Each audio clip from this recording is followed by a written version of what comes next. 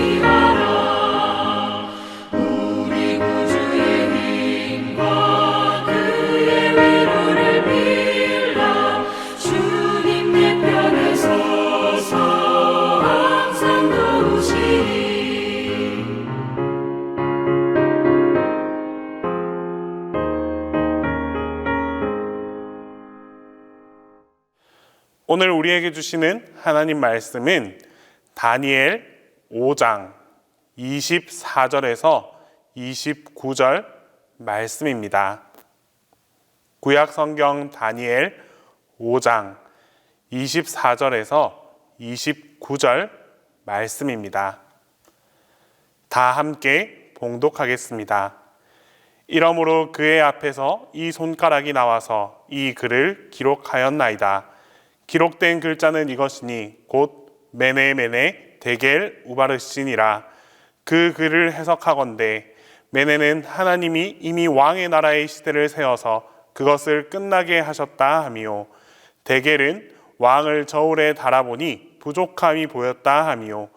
베레스는 왕의 나라가 나뉘어서 메대와 바사 사람에게 준 바 되었다 함이니이다 하니, 이에 벨사살이 명하여 그들이 다니엘에게 자주색 옷을 입히게 하며 금사슬을 그의 목에 걸어주고 그를 위하여 조서를 내려 나라의 셋째 통치자로 삼으니라. 다니엘 5장은 바벨론 제국의 마지막 이야기입니다. 느부갓네살 왕이 죽은 후에 4명의 왕들이 거쳐갔고 이제 바벨론의 마지막 왕 벨사살 왕의 최후가 나타나는 장면입니다. 벨사살 왕 때의 바벨론은 신생 국가인 메대와 파사 연합군의 침공을 맡게 되었습니다. 고레스를 선봉으로 한 연합군이 북쪽으로 침공했습니다.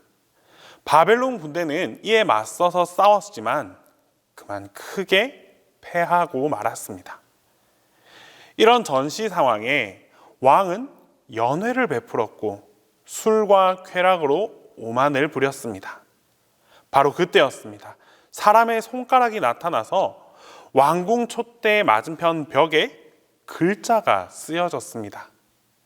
갑자기 사람의 손가락이 나타나 글자를 쓰자 연회색에 모인 그 모든 사람들이 하나같이 정신이 번쩍 들어서 얼굴빛이 변하여 두려워했습니다. 잔치의 분위기는 한순간에 초상집과 같이 되고 말았습니다. 왕이 이 술객들과 점쟁이들을 불러서 그 글자를 해석하라라고 하였지만 아무도 그 글을 읽지도 못하고 해석도 못했습니다. 그때 다니엘이 부름을 받고 와서 그 글을 해석하게 됩니다.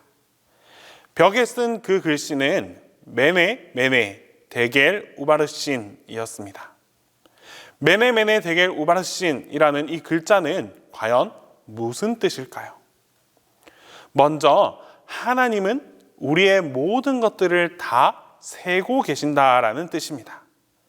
메네라는 단어는 세다 혹은 계수되어지다라는 뜻을 의미하는데, 메네라고 하는 이 말은 다시 말해서 하나님께서 세고 또 세고 계신다라는 뜻입니다.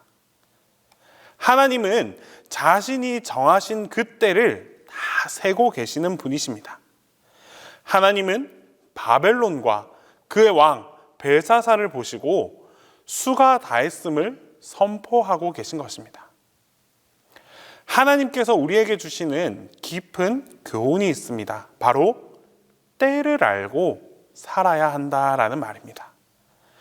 오늘이라는 이 시간은 2번 다시 볼 수 없고 재현될 수 없는 오직 딱 한 번만 존재하는 시간입니다. 흘러간 시간을 바라보며 후회해도 소용이 없습니다. 후회를 해도 그때는 이미 늦어버린 때입니다. 그래서 우리의 삶은 더욱더 엄숙하고 소중하게 나타납니다.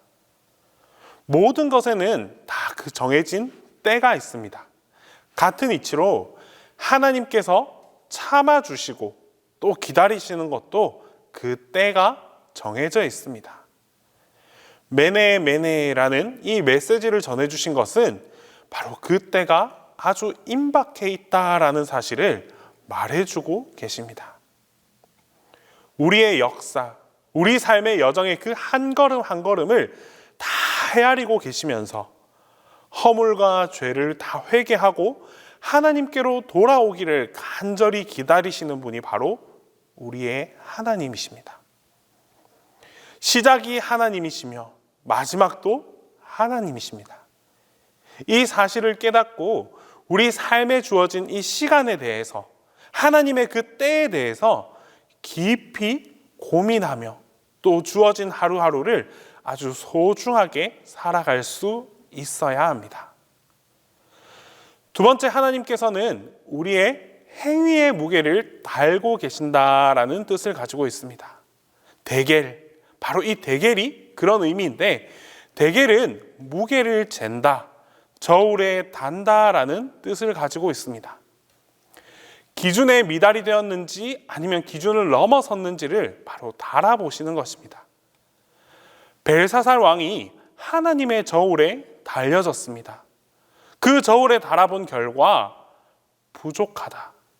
부족하다는 판결이 나왔습니다. 하나님께서 우리의 믿음과 우리의 순종을 다 하나님의 저울에 달아보십니다. 믿음인 것 같았는데 뒤집어 보니 믿음이 아닙니다. 순종하는 것 같았지만 순종이 아닌 경우도 종종 있습니다. 어떤 사람이 절벽에서 미끄러져 떨어지던 중에 가까스로 나무 뿌리를 이렇게 꽉 잡았습니다. 사력을 다해서 두 손으로 이 나무 뿌리를 잡고 있자 시간이 지나면 점점 그 힘이 빠지고 그 굳게 잡은 손마저 풀러지기를 시작했습니다. 이때 바로 하나님의 음성이 들려왔습니다. 두 손을 놓아라. 손을 놓으면 떨어져 죽을 것이 너무나 뻔했기 때문에 도저히 하나님의 명령이라고 들을 수 없었습니다. 하나님, 그럴 수 없습니다. 저를 이대로 죽으라는 말입니까? 나를 구원해 주십시오 라고 부르짖었습니다. 그러자 하나님께서는 그 사람의 손을 억지로 떼어놓기 시작했습니다. 결국 이 손은 그만 놓게 되어버렸고 절벽 아래로 떨어지고 말았습니다. 그런데 이게 무슨 일일까요?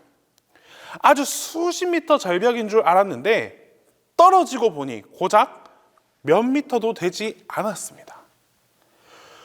우리는 생각하기로 하나님의 명령을 따르면 손해를 보지 않을까 걱정하기 쉽습니다.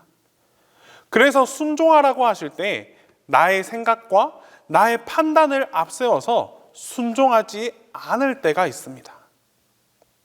하나님은 이러한 우리의 모습과 우리의 행위를 다 무게로 달아보십니다. 때문에 이제 우리가 하나님 앞에서 나의 믿음과 순종의 삶을 그대로 다 보여줄 수 있어야 합니다. 하나님 앞에 진실된 그 사랑과 또 감사의 삶을 다 보여드릴 수 있어야 합니다. 그리하여 주님께서 나를 달아보았을 때 모자라거나 부족한 사람이 아니라 넘치고도 남는 그런 하나님의 사람이 되어야 합니다. 셋째로, 하나님은 역사의 심판자이시다라는 뜻입니다. 우바르신은 바로 나뉘었다라는 것으로 심판을 뜻합니다. 우는 영어의 and, 그리고라는 뜻이고, 바르신은 나누다, 가르다는 뜻입니다. 즉 나라가 나뉘어서 메대와 바사 사람에게 돌아갈 것이다 라는 뜻입니다. 바벨론과 벨사살 왕을 세워서 달아보니 기준에 미달이 되었고 왕의 날수가 다하였습니다. 때문에 하나님께서 바벨론 나라를 빼앗아서 메대와 파사 제국에 주시겠다라고 말씀하십니다. 베드로후서 3장 10절에 보면 주의 날이 도적같이 온다라고 했습니다. 하나님께서 벨사살 왕에게 경고하신 것처럼 오늘 우리도 최후의 날에 심판을 경고하시는 그 하나님의 음성에 귀 기울여야 합니다. 철학자 쇼펜하우어가 은퇴할 무렵에 늙고 병들어 육체가 쇠하여져서 아주 많은 고생을 했습니다. 자기와 함께 지내던 그 친구들도, 강의실에 자주 찾아왔던 그 학생들도 이제는 다 떨어져 나가고 외로움만이 쇼펜하우어를 둘러싸고 있었습니다. 그러던 어느 날 베를린 대학 구내에 있는 공원 벤치에 앉아서 깊은 사색에 잠겼습니다. 저녁 무렵에 이 공원을 관리하는 그 공원지기가 쇼펜하우어를 찾아와서 이렇게 말했습니다. 당신은 어디서 무엇을 하러 온 사람입니까? 질문을 했지만 이 질문에 대해서 아무런 반응을 하지 않았습니다. 그러자 다시 한번 물었습니다. 당신은 어디로 가고 계십니까? 이 질문에 정신이 번쩍 든 쇼펜하우어는 내가 그것을 알았다면 이토록 씨름하지 않았을 것입니다. 지금까지 인생이 무엇인지, 또 인생이 어디로 와서 어디로 가는지라는 이 문제를 가지고 평생을 살아왔지만 아직도 그 해답을 찾지 못했습니다. 그러나 단 한 가지 아는 것이 있다면 인생은 분명 죽음을 향해 가고 있다라는 것입니다. 우리는 머지않아 하나님의 심판대 앞에 서게 될 것입니다. 머리로 생각하며 지었던 죄들, 입으로 지은 죄들, 그리고 내가 행한 모든 죄악들이 하나님의 그 심판대 앞에서 다 심판받게 될 것입니다. 벨사살 왕은 하나님의 경고를 다 무시하고 하나님의 그 거룩을 모독했습니다. 뿐만 아니라 그의 부친이 교만하다가 멸망당한 것을 알았음에도 불구하고 정신을 차리지 못했고 교만했고 겸비할 줄 몰랐습니다. 결국 하나님의 때에 심판을 피할 수 없었습니다. 우리 앞에 하나님의 저울이 있습니다. 모든 인생은 그의 저울로 달아보아야 하고 또 그 결과에 대해서 책임을 져야 합니다. 때를 잃어버리지 않고 살아가는 헌신의 사람, 바로 그런 사람이 될 수 있어야 합니다. 우리의 행위가 하나님 앞에서 진실하고 충성되어서 하나님께 인정받는 한 사람이 되고자 노력할 수 있어야 합니다. 하나님의 경고를 무시하면 이 심판을 피할 수 없고 경고를 듣고 돌이키면 구원과 축복을 받습니다. 메네메네 데겔 우 바르신, 이 하나님의 말씀 앞에 나의 삶을 돌아보고 회개합시다. 하나님을 사랑하고 하나님의 뜻을 쫓아 순종하며 살아가는 그런 여러분들 모두에게 심판의 때에 구원을 얻을 수 있는 하나님의 축복이 영원토록 함께하게 될 것입니다. 기도하겠습니다. 우리 이 시간 먼저 기도 드릴 때에 우리의 모든 행동이 주님 앞에 부족함이 없게 해달라고 기도하겠습니다. 또한 하나님의 말씀에 귀를 기울이고 그 말씀 앞에 나의 모든 삶을 회개할 수 있게 해달라고 간절히 기도하겠습니다. 그리고 마지막으로 동신교회 교우들의 건강과 평안을 위해서 우리 함께 중보하며 기도하겠습니다. 사랑의 하나님 아버지, 오늘도 주님의 말씀을 통해 깨닫게 하시고 회개할 수 있게 해주심에 감사드립니다. 주님, 우리는 참 부족한 존재입니다. 허점이 많고 실수도 많습니다. 이런 부족함으로 인해 주님 앞에 바로 서지 못하고 죄 가운데 살아가는 그런 우리의 모습들을 돌아봅니다. 주님, 이제라도 우리의 부족함을 고백하오니 주님께서 우리의 부족함을 채워 주시옵소서.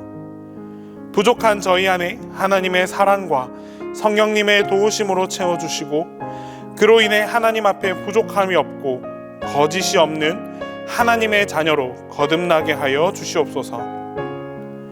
주님께서 날마다 우리와 함께 하시며 끊임없이 말씀해 주고 계심을 잊지 않길 원합니다. 주님의 음성에 귀 기울이고 나를 위해 말씀하시는 주님의 음성을 깨닫게 하여 주시옵소서. 뿐만 아니라 그 말씀을 붙들고 순종하며 말씀대로 살아갈 수 있는 주님의 자녀가 되게 하여 주시옵소서. 주님, 무더운 여름 날씨가 지속되고 있습니다. 이럴 때일수록 동신교회 교우들의 건강을 지켜보아여 주시옵소서. 더위로 인해 힘들거나 지치지 않게 하시고 영육간의 강건함을 허락하옵소서. 환우들의 아픔도 주님께서 기억하여 주셔서 회복과 치유의 손길로 함께해 주시고 건강함을 회복하여 주님 앞에 감사할 수 있는 삶을 살아가게 하옵소서. 담임 목사님께도 새 힘을 더하여 주셔서 지치지 않도록 돌보아 주시고 하나님의 말씀을 대언해 주시는 이 사역에 늘 성령 충만함으로 붙들어 주시옵소서. 이제 주님께서 가르쳐 주신 기도를 다 함께 하겠습니다. 하늘에 계신 우리 아버지, 아버지의 이름을 거룩하게 하시며 아버지의 나라가 오게 하시며 아버지의 뜻이 하늘에서와 같이 땅에서도 이루어지게 하소서. 오늘 우리에게 일용할 양식을 주시고 우리가 우리에게 잘못한 사람을 용서하여 준 것 같이 우리 죄를 용서하여 주시고 우리를 시험에 빠지지 않게 하시고 악에서 구하소서. 나라와 권능과 영광이 영원히 아버지의 것입니다.